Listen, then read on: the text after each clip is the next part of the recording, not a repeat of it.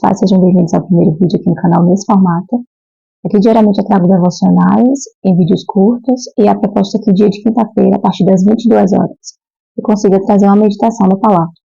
E hoje queria meditar com vocês em Gênesis capítulo 3.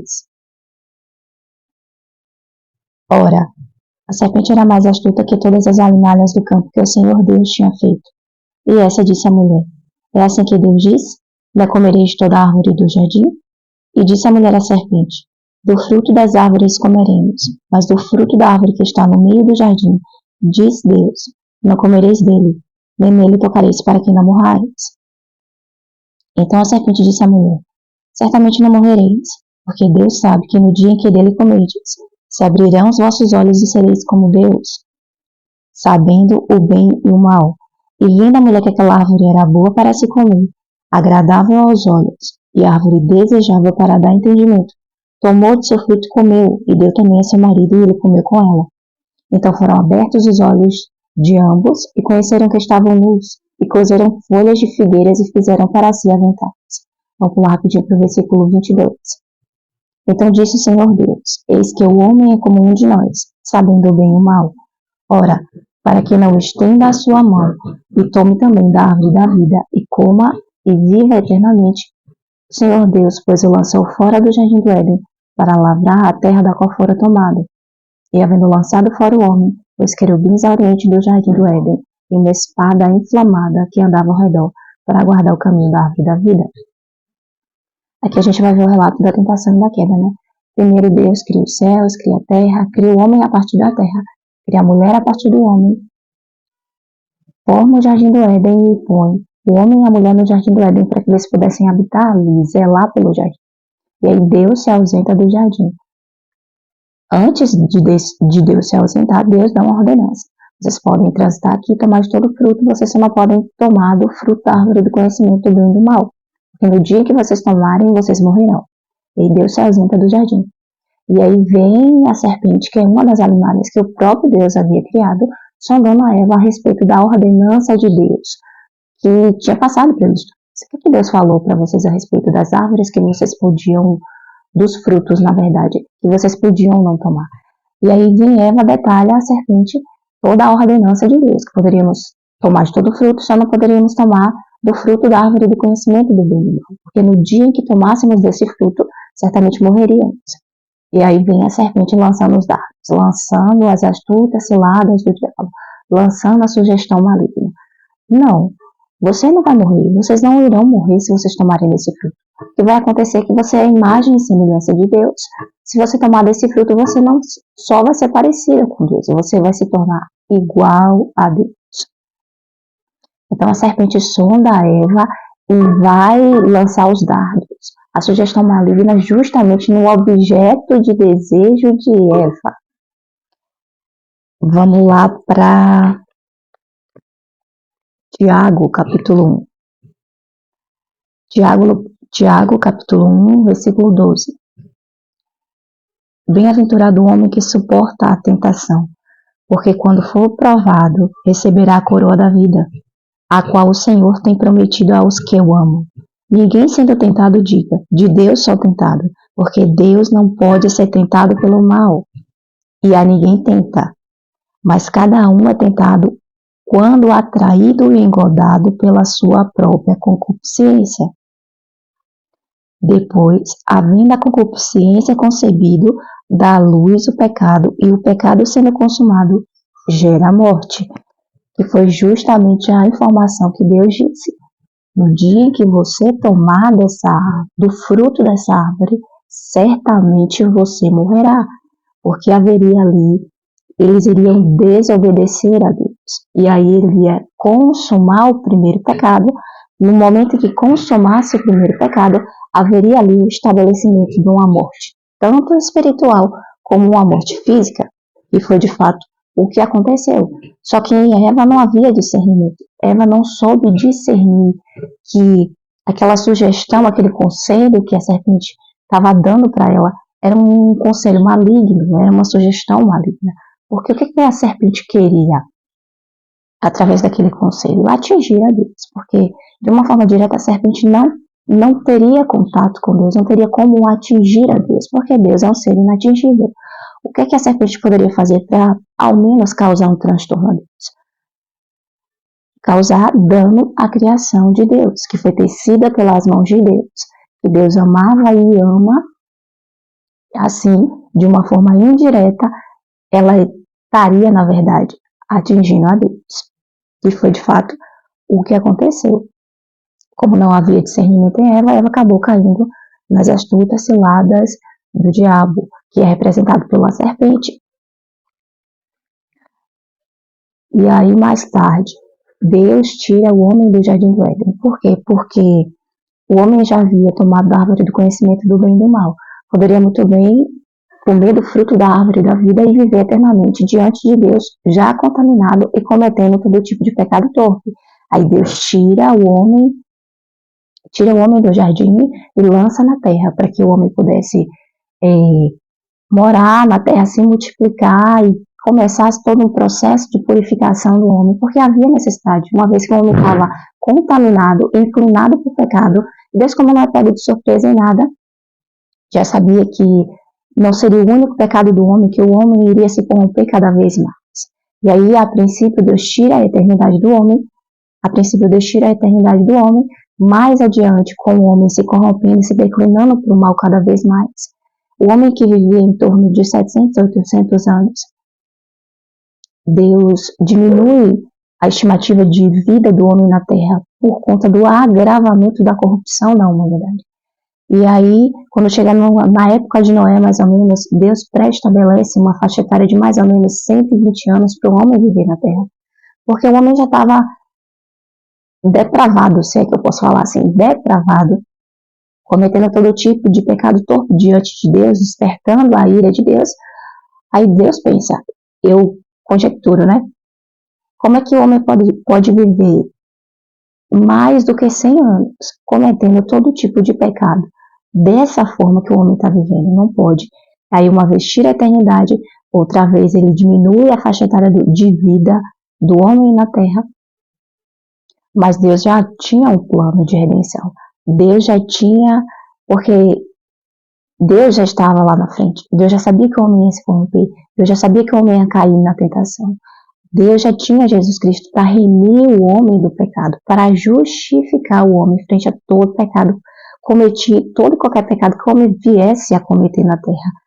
E aí o homem pecava diante de Deus, mas esses pecados eles não eram contados, porque não havia lei. O que acontece? Deus levanta Moisés para passar a Moisés as tábuas da lei, para que os pecados do homem fossem computados, para que o homem conseguisse visualizar que o padrão de vida que ele vivia na terra era um padrão pecaminoso, e para que ele também conseguisse enxergar e fosse evidenciado que havia a necessidade da manifestação da graça de Deus, para que o homem fosse redimido. Aí Deus vai, levanta um homem, e a partir desse homem, Deus levanta uma nação santa. A partir da descendência dessa nação santa, viria o Messias, que é o próprio Deus encarnado em terra, vive um padrão de vida santo na terra, para mostrar ao homem que mesmo vivendo em um mundo corrompido, era assim possível o homem fugir da aparência do mal. Não só para mostrar um padrão de vida, um modelo de filho perfeito aos olhos de Deus, mas também para remir o homem de todo e qualquer pecado que o homem viesse a cometer na terra, uma vez que Jesus ele tinha os pré-requisitos exigidos na lei, e a morte de Jesus Cristo, o derramamento de sangue de Jesus Cristo, seria o suficientemente justificável frente a Deus pelos pecados humanos. Então, Jesus vai, morre, derrama o sangue, justifica o homem de todo e qualquer pecado. Então, o império da morte adentrou o mundo no momento em que Adão e Eva consumou o primeiro pecado. Mas o império da vida tornou a raça humana no momento em que Jesus Cristo morre na cruz do Calvário, derrama o sangue e justifica o homem frente a Deus. Então, com a morte de Jesus Cristo, há a possibilidade do homem restabelecer essa conexão, essa comunhão que o homem já tinha com Deus lá no Jardim do Éden, que havia sido perdida. Eu quero ler para vocês Romanos capítulo 5, versículo 12. Portanto, como por um homem entrou o pecado no mundo, e pelo pecado a morte, assim também a morte passou a todos os homens. Por isso que todos pecaram, porque a lei estava, porque até a lei estava o pecado no mundo, mas o pecado não é imputado não havendo lei. No entanto, a morte reinou desde Adão até Moisés, até sobre aquele que não tinha um pecado, a semelhança da transgressão de Adão, o qual é a figura daquele que havia de vir. Mas não é assim um dom gratuito como a ofensa, porque se pela ofensa de um morreram muitos, muito mais a graça de Deus e o dom pela graça, que é de um só homem, Jesus Cristo, abundou sobre muitos. E não foi assim o dom como a ofensa, por um só que pecou, porque o juízo veio de uma só ofensa, na verdade, para a condenação, mas o dom gratuito veio de muitas ofensas para a justificação. Porque se pela ofensa de um a morte reinou por esse, muito mais os que recebem a abundância da graça e o dom da justiça reinarão em vida por um só, Jesus Cristo. Pois assim como por uma só ofensa veio o juízo sobre todos os homens para a condenação, assim também por um só ato de justiça veio a graça sobre todos os homens para a justificação de vida. Porque como pela desobediência de um só homem, muitos foram feitos pecadores, assim pela obediência de um, muitos serão feitos justos. Veio, porém, a lei para que a ofensa abundasse, mas onde o pecado abundou, superabundou a graça, para que, assim como o pecado reinou na morte, também a graça reinasse pela justiça para a vida eterna, por Jesus Cristo nosso Senhor. Aqui o texto está nos dizendo, basicamente, que a morte veio por Adão e a vida veio por Jesus Cristo. Jesus Cristo foi aquele que Deus levantou para remir o povo de todo o pecado, para restabelecer a comunhão que tinha, a comunhão e a eternidade que havia no homem e que foi perdido por conta do pecado. E aí, com o sacrifício de Jesus Cristo, ele disponibiliza para nós que confessamos como Senhor e Salvador armaduras espirituais, para nós combatermos as astutas ciladas do diabo, que é um dos mecanismos do império das trevas, que ele utiliza para tentar o homem, para que o homem venha a pecar, para que ele consiga estar legitimado para atuar sobre a vida do homem. Porque se o homem não peca e ele está justificado frente ao sacrifício de Jesus Cristo, o diabo ele não tem legalidade para agir sobre a vida do homem. Então ele induz o homem ao erro para que, à medida que o homem erre, ele tenha total liberdade para estar ali cirandando sobre a vida dos homens. Então, o que Deus faz? Além de dar seu filho para sacrifício, para justificação, disponibiliza para nós que estamos aqui na terra armaduras espirituais, combatermos as astutas ciladas do diabo. Eu queria ler com vocês Efésios capítulo 6, versículo 10. No demais, irmãos meus, fortalecei-vos no Senhor e na força do seu poder, revesti-vos de toda a armadura de Deus, para que possais estar firme contra as astutas ciladas do diabo. Porque não temos que lutar contra a carne e o sangue, mas sim contra os principados, contra as potestades, contra os príncipes das trevas desse século, contra as hostes espirituais da maldade nos lugares celestiais. Portanto, tomai toda a armadura de Deus, para que possais resistir no dia mau, e havendo feito tudo, ficar firme. Estais, pois, firmes, tendo cingido os vossos lombos com a verdade, e vestida a couraça da justiça, e calçado os pés na preparação do evangelho da paz, tomando sobretudo o escudo da fé, com o qual podereis apagar todos os dardos inflamados do maligno. Tomai também o capacete da salvação, e a espada do Espírito, que é a palavra de Deus, orando em todo o tempo, com toda oração e súplica no Espírito, e vigiando nisso, com toda perseverança e súplica por todos os santos. É que Deus disponibiliza para nós armaduras espirituais, já que estamos justificados, com o sangue de Jesus Cristo estamos justificados, e com as armaduras que Deus disponibiliza, a gente consegue combater todo e qualquer astuta cilada do diabo que vinha direcionado às nossas vidas. O mesmo mecanismo de ação que o diabo usou para tentar a Eva ele utilizou para tentar Jesus Cristo quando foi conduzido pelo deserto pelo Espírito. Só que havia um requinte na tentação, porque havia uma necessidade extrema ali de um discernimento, porque o diabo tentou Jesus Cristo dentro da palavra de Deus. Ele utilizou o Salmo 91, partes do Salmo 91, para dar comandos a Jesus Cristo. Então, se Jesus Cristo não tivesse discernimento, é óbvio que Jesus Cristo era 100% homem, mas também era 100% Deus. Havia um extremo discernimento em Jesus Cristo. Esse mesmo discernimento não havia em Eva, justamente por isso que ela caiu. Ele jamais conseguiria induzir a Jesus a pecar, abortar ali aquele período de deserto, aquele período de jejum, aquele período de separação.